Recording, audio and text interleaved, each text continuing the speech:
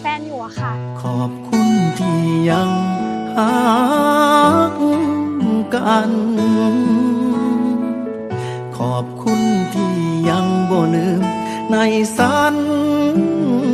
ญา ขอบคุณที่ยังรักษาหัวใจของอา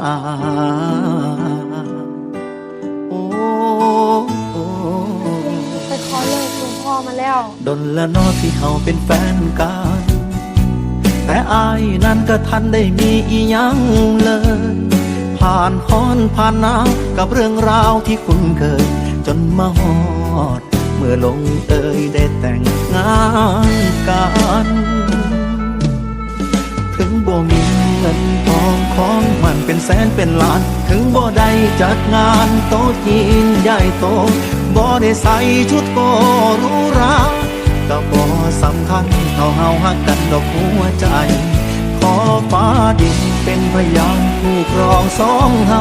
ขอผู้เฒ่าพ่อแม่ผู้แขนป้อนไข่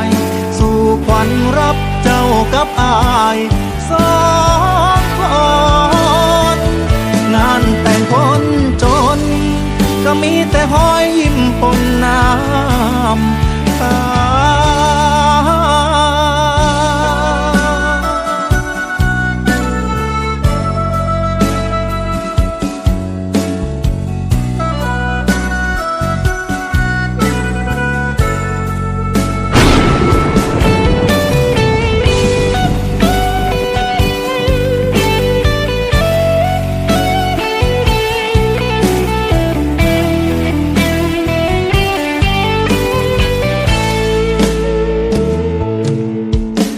และนอที่เขาเป็นแฟนกัน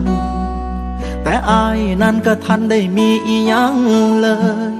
ผ่านฮ้อนผ่านหนาวกับเรื่องราวที่คุ้นเคย จนมาฮอด เมื่อลงเอยได้แต่งงานกัน ถึงบ่มีเงินทองของมันเป็นแสนเป็นล้าน ถึงบ่ได้จัดงานโต๊ะจีนใหญ่โต บ่ได้ใส่ชุดโกหรูหราก็บ่สำคัญเท่าเฮาฮักกันดอกหัวใจ ขอฟ้าดินเป็นพยานผู้ครองสองเฮา ขอผู้เฒ่าพ่อแม่ผู้แขนป้อนไข่สู่ขวัญรับเจ้ากับอายสองคนงานแต่งคนจนก็มีแต่หอยยิ้มปนน้ำ